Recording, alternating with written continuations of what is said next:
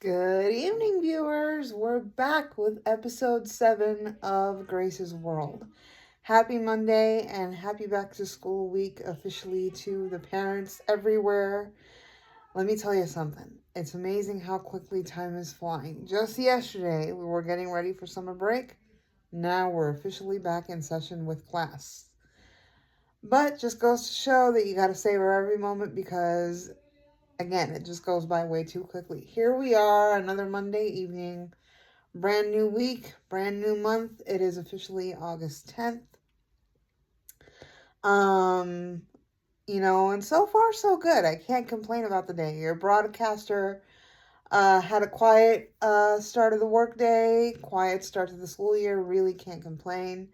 Let's see how the rest of the year goes. And again, I wish everybody the best of luck because, the first few weeks are the hardest. Once you get past that slump, it should be smooth sailing. Tonight's topic is about Tampa Bay Comic Con, which I will be attending this year in 2026. And in general, I also want to emphasize handicap accessibility at these events for people in wheelchairs with physical disabilities. These events are attendable. Let me just start off with that. These events are attendable. No matter what condition you have, no matter what you use to get around, whether it's a walker, whether it's a seated walker, whether it's a manual wheelchair, whether it's a power wheelchair, you are more than capable of attending these events. And there's accessible shopping, there's accessible vendors. Depending on the state you live in and the convention centers that you have, your convention centers also offer food. You are more than capable of attending these events. I started attending in 2019, literally smack dab right before the COVID pandemic. And I've been going ever since. And some years are different than others, for sure. Some conventions are bigger than others, for sure. My very first convention actually wasn't Tampa Comic Con, if I can be perfectly honest. It was SuperCon in Fort Lauderdale, Florida. The person that I wanted to meet was not able to make it, so the trip was still fun, even though I didn't get my opportunity. Fast forward to 2019, the person that I wanted to meet was actually there, and I actually got to meet him. It was a great experience. And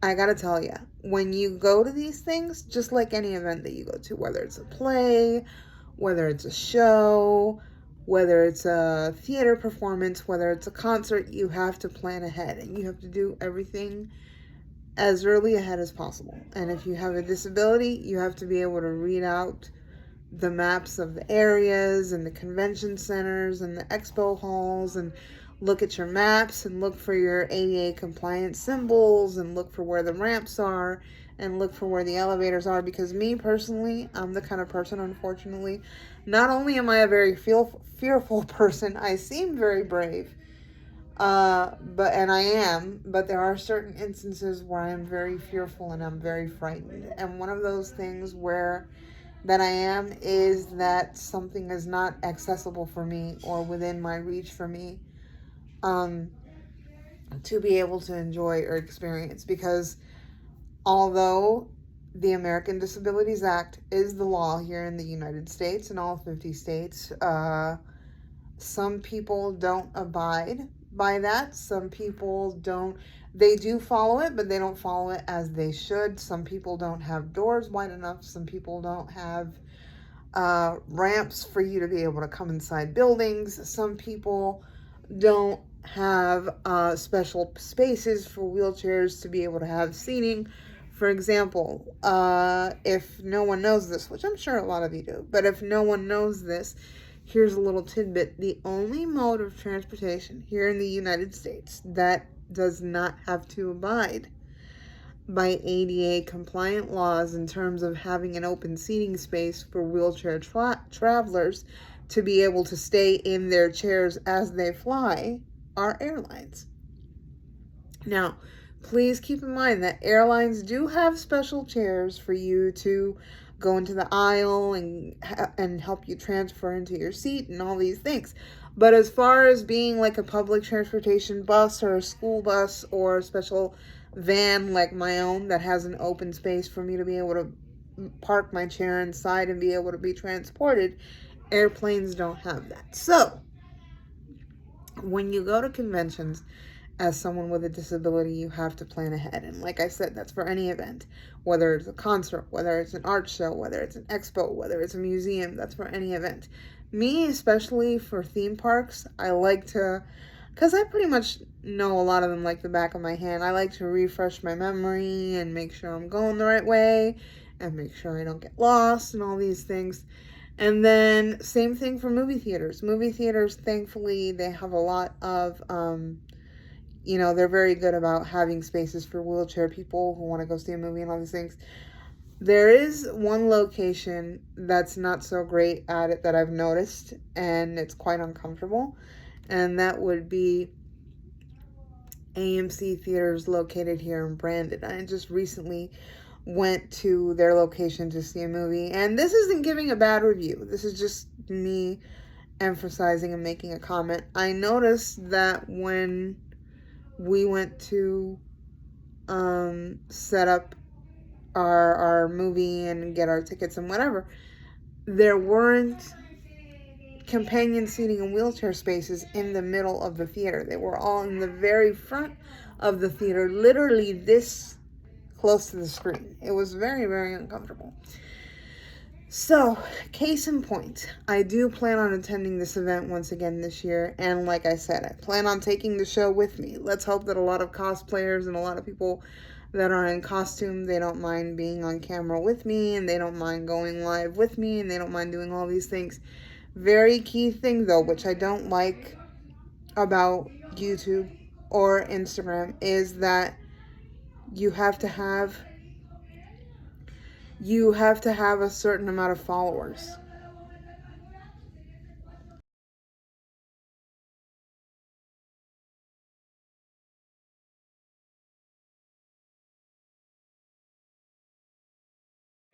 Instagram and YouTube, which I don't like, but that's okay. I'm slowly working up towards that.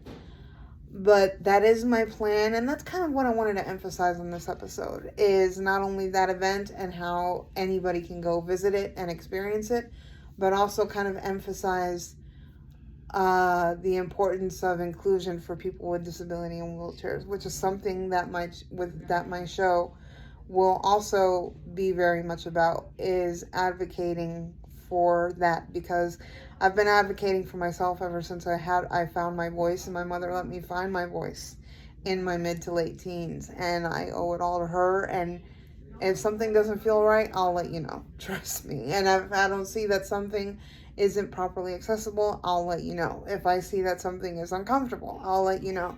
And thankfully, my job that I love so much is perfectly accommodating, and I'm able to work with my students and give everybody myself that I need to give and all these things. So, keep that in mind when you have someone in your family that has a disability or has a condition. You can go to these events and you can attend them and you can have fun and you can be included. Same thing goes for theme parks and zoos. And the only thing that I feel needs more work is public beaches, which I love the beach, I love the ocean. But unfortunately, for people such as myself who use an electric wheelchair, going to the beach in my chair, it's very complicated, because my chair and my tires and my situation, just like many other people with my kind of chair, this doesn't go across sand. It'll sink into the sand. So, but there are certain beaches that rent special beach chairs for that, and for you to be able to go across the sand and go close to the water. And I believe that there's one here in Florida. It's a little bit farther away.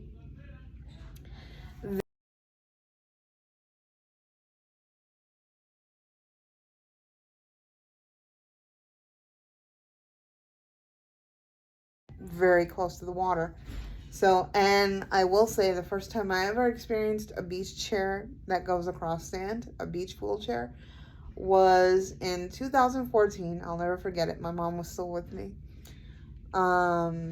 2014 when we went to our first Disney cruise in 2014, and I got to experience that for the first time, and it was a blast. So that's the idea of this episode, and that's kind of what I wanted to conversate about. And the next topic, I'm probably gonna have to write it down, because seeing as I'm back at my usual work schedule, it's gonna be a little bit tougher to get things done. But that about wraps it up for this episode. Thank you so much for tuning in. Thank you so much for watching and listening. If you want to see more and future episodes coming up, be sure to hit that subscribe button. Be sure to like, be sure to share, be sure to comment. And thank you so much for sticking around and viewing. And I will catch you in the next episode. Have a great night.